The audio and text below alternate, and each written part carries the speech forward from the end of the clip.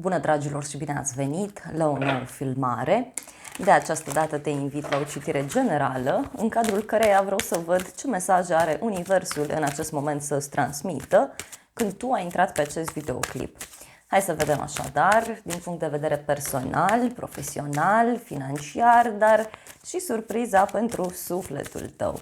Hai să vedem așadar mesaje pentru tine, ce trebuie să știi. Ok, au ieșit niște mesaje aici, în plan personal și la surpriză mi-au ieșit mai multe cărți. Ok, îndrăgostiții, regina de monede, puterea. Văd aici clar o legătură cu zodia leu, gemeni, taur, fecioară, capricorn. Este clar aici o atracție foarte mare între tine și cineva. Este un moment în care tu cu siguranță reușești să iei o hotărâre importantă privind relația de cuplu, sau poate să fie vorba despre faptul că în acest moment tu te concentrezi foarte mult pe pasiunea ta, pe sufletul tău, pe ceea ce pentru tine personal contează foarte, foarte mult. Da? Simt aici foarte multă atracție în același timp. Apoi, cavalerul de monede. Bun. Văd aici o persoană foarte sigură pe ea, stabilă, sinceră. De asemenea, văd un drum pe care cineva l-a făcut către tine sau poate chiar recent ai avut o discuție cu un prieten sau cu o persoană dragăție privind o sumă de bani. Apoi avem aici nebunul, foarte frumos. Nebunul vine pentru tine cu o surpriză de la drum, vine cu o eliberare pentru sufletul tău, poate chiar o surpriză pe care tu o poți avea aici în dragoste sau în plan personal. Apoi avem pajul de bâte, da? Un nou început. Pajul de bâte înseamnă și o nouă modalitate de a acționa.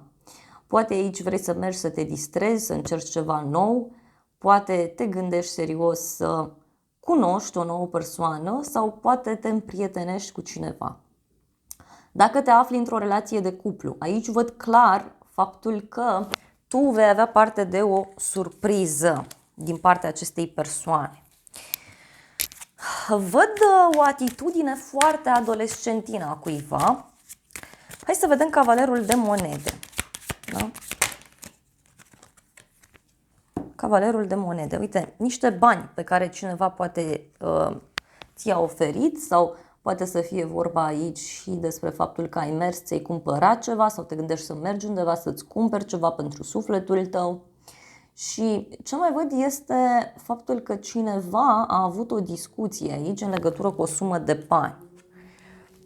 Mai văd o regină de bâte care a făcut pace în această situație.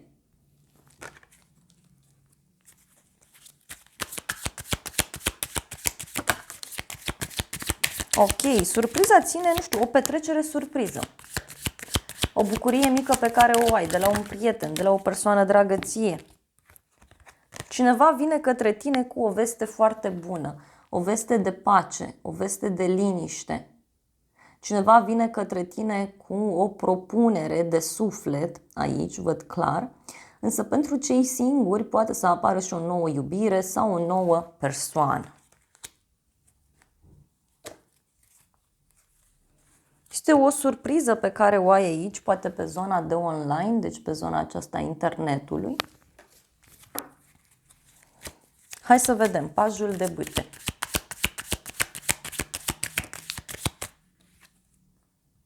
Patru de cupe. Deci cineva aici, uite, îți face o surpriză sau primește o invitație de la niște prietene sau îți vine cineva în vizită și îți face o surpriză. Însă ce văd eu aici cu patru de cupe este faptul că parcă ceva nu-ți place, parcă ceva nu-ți convine. Dacă ai de gând să mergi la o petrecere, aici ar fi bine să fii puțin atent, da, la cât petreci, pentru că a doua zi poate să fie o stare de oboseală.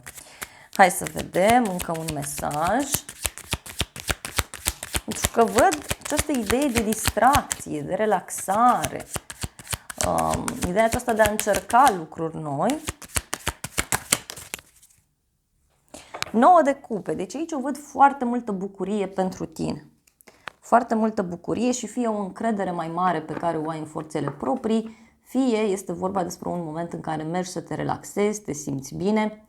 Eu clar aici văd pentru tine niște vești bune care apar.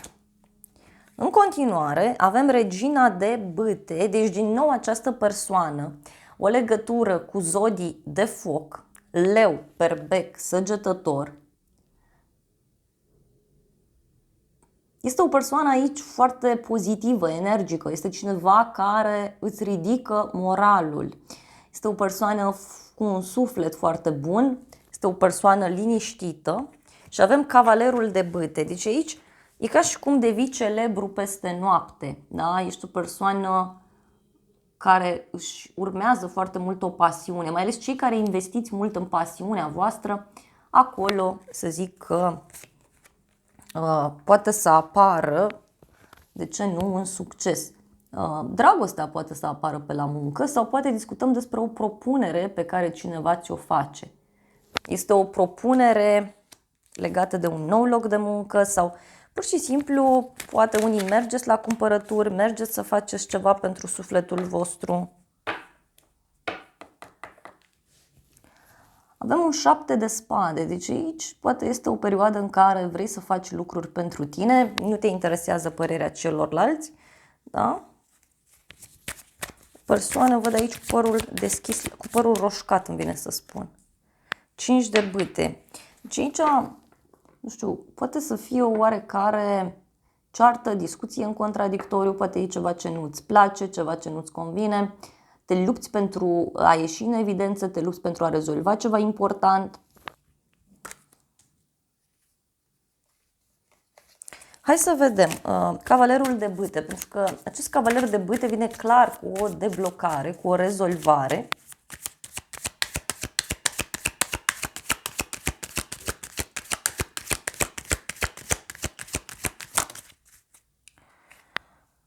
Opt de spade, da? E ca un fel de obsesie aici pe care cineva o poate avea. Da? Poate să fie și o veste bună legată de zona juridică sau legată de un blocaj. Deci ceva se deblochează, ceva merge cu viteza luminii. Lumea, deci are legătură cu o eliberare care ține fie de zona străinătății, fie această eliberare are legătură cu planul spiritual. Deci se închide o karmă, se închide o perioadă agitată, o perioadă negativă. Atenție, și lucrurile se stabilizează aici.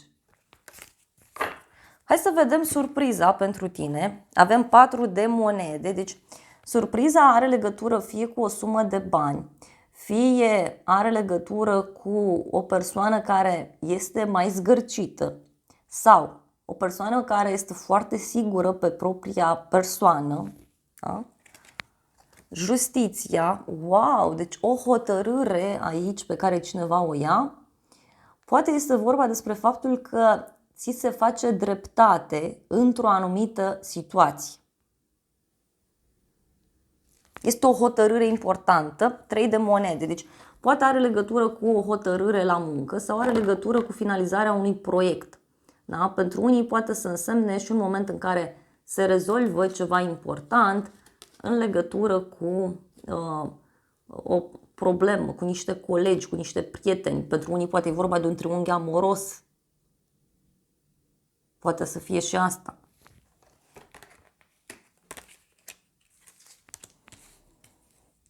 Cineva lucrează aici. Hai să vedem. 4 de monede.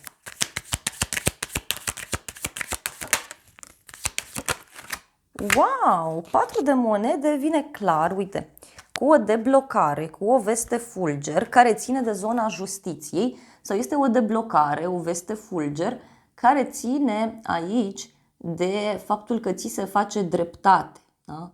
Este o persoană aici energică, plină de viață, cineva care acționează pe ultima 100 de metri, dar și o veste bună care apare pentru tine cu viteza luminii.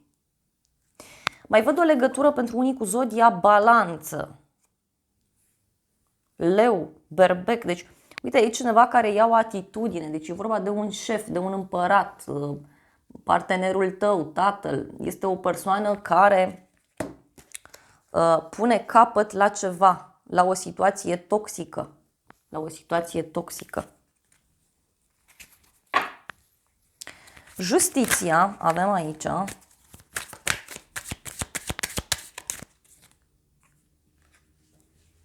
Justiția, avem puterea, da? Este o veste care ține de dragoste. Sau este o veste care pe tine personal te pune într-o lumină mult mai bună. Poate are legătură și cu banii pentru unii. Da, deci uite, cineva lucrează la o situație. Mai avem zodia Fecioară. Aici, dragilor, surpriza este că cineva devine serios, serioasă. Se rezolvă o situație ca prin magie.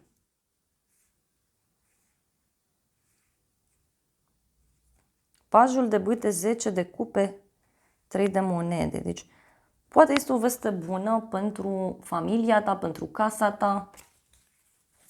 Mai vreau o carte.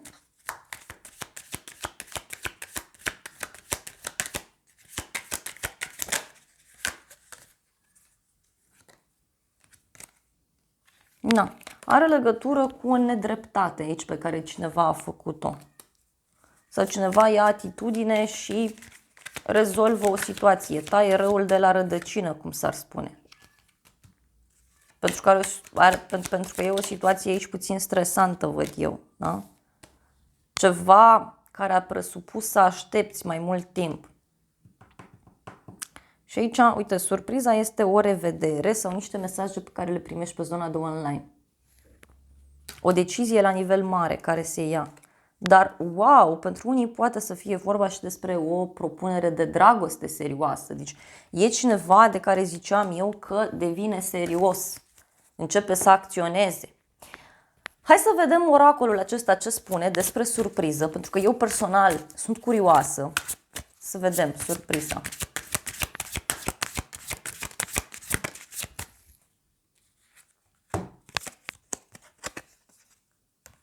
Un triunghi, o alegere, este o situație aici care e de mult timp sau este o situație din altă viață pentru unii dintre voi.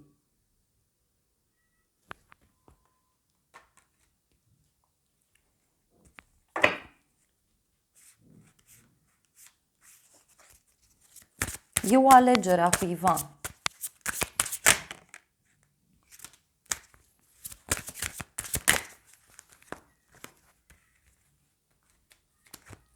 Și este o alegere care, uite, ține de o călătorie, o vacanță, pasiune, chimie și bani. Ei, aici, uite, dacă tu ești pasionat de ceva și aștepți un răspuns din punct de vedere financiar, aici răspunsul este pozitiv, dar în același timp văd clar că cineva alege, da, așa cum am zis, cu îndrăgostiții, poate între bani și iubire, da? Nu știu, poate partenerul să spun că lucrează mult și poate tot e reproșat chestia asta și acum în sfârșit se gândește să mai stea pe acasă, se gândește să-ți mai ofere atenție, poate să fie și asta.